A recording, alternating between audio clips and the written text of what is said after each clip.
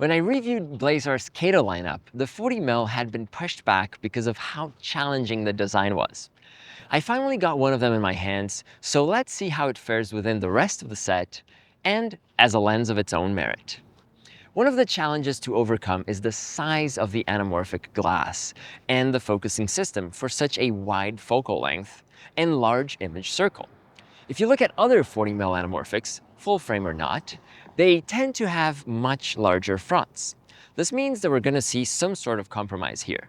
But what will it be?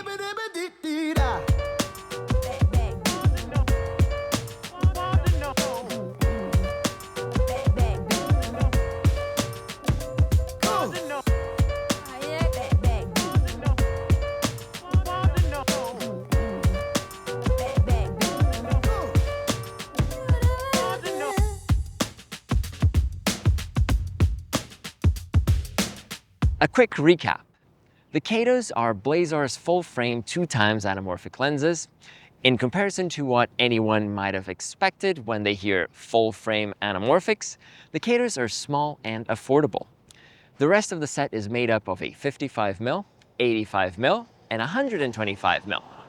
This 40mm is the widest, closely matching a 20mm lens in horizontal field of view.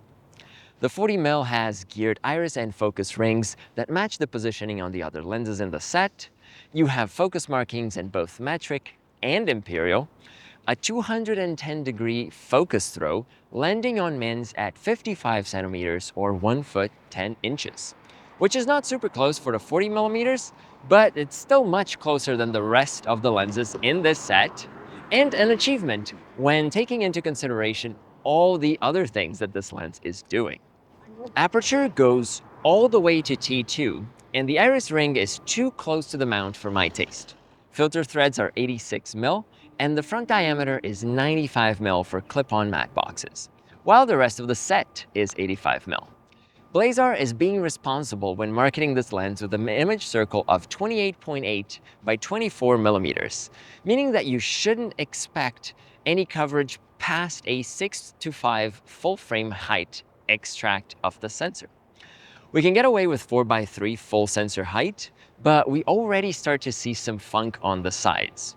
When filming in 3x2 open gate, we get hard vignetting and see the insides of the lens. Speaking of the edges of the image, the toughest thing to love about this 40mm for me is the overcompression towards the edges. As you pin away from something, it'll get squishier and squishier. I got carried away by this and made a variable de-squeeze template on After Effects that shows me the compression on the edges versus the center at a nominal 2x. It creates a strong fishbowl effect, which was already visible on the 55mm, but more intense here. I'd advise against pans and big movements, if you can, unless you buy into the visual style.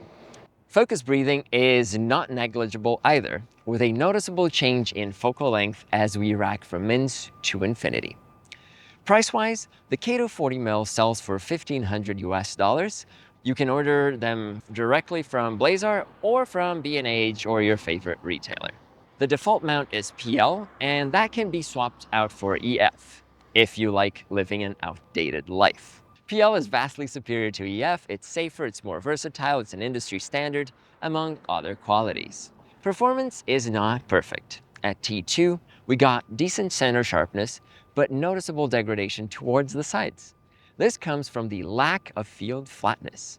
The flat surface that I am filming is not landing flat on the sensor, and I could somewhat improve the performance on the edges by adjusting my focus distance.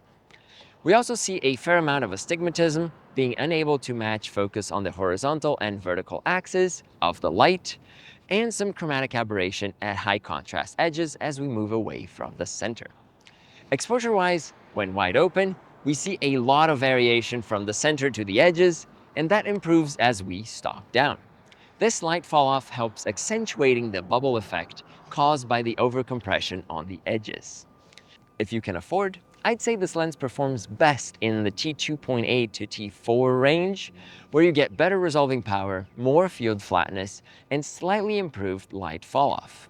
In the realm of flares, the Cato offers only neutral, meaning white, flares.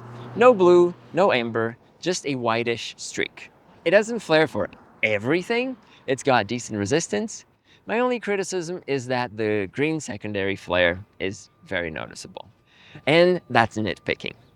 You will also get some veiling glare when the light is coming almost parallel to the front element. You can address this with a strategically placed small flag on the top of the lens. So what do I make of this lens? 40mm might be my favorite focal length, and 40mm 2x anamorphic has a special place in history. Wes Anderson has made entire films on such a setup. The Cato 40mm size, weight, and price are all very positive points. Performance is pretty good too, and my only gripe, at the end of the day, is the overcompression. If I'm patient, I can run the entire timeline through my After Effects non-linear de-squeeze, and that helps. But I am unlikely to really do that due to the time that it takes. Do I hate the overcompression with a passion? No, but almost. I know some folks will feel dizzy and bothered by moving shots with this lens. I feel center-based compositions are ideal, and playing to close focus rather than mediums or wides reinforces the strengths of this lens. This way, you may get some oval bokeh in the background, which is challenging since this is such a wide lens. You get an entirely different character and much cleaner and less distorted lens when using this on Super 35mm. If you want to understand more about these differences, check the video I made about the Atlas Mercury lineup, comparing their full frame and Super 35mm traits. What are your thoughts on the Cato 40mm? I'd love to hear them out in the comments below. I hope that you learned something cool today, and I'll see you in the next one. Chito Fahadungs, out.